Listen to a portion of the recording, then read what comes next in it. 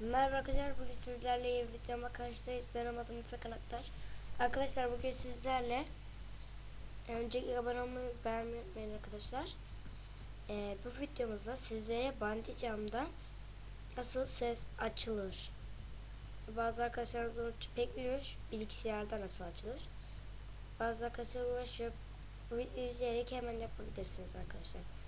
Bandicam'a giriyorsunuz arkadaşlar.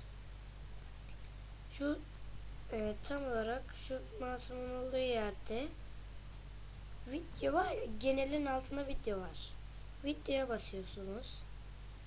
Oradan fare emlicini göster. Sonra kaydet, durdur, kısa yola. Oradan ayarlarla oynamıyorsunuz.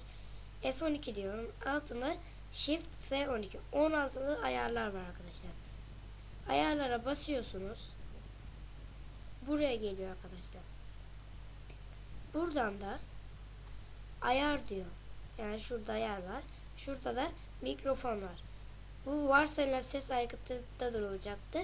Siz mikrofon High Definition Audio aygıtını seçeceksiniz. Bunda da aynısını. Ve bunları sesleri 70'e getireceksiniz arkadaşlar. Kayıt sırasında ses kaydı yapıda onu iptal edeceksiniz. İki ses kaynağı karıştır. O zaten kendiliğinden açık olacak. Eğer değilse de açın onu arkadaşlar. Sonra tamama tıklıyorsunuz arkadaşlar. Buradan direkt giriyor.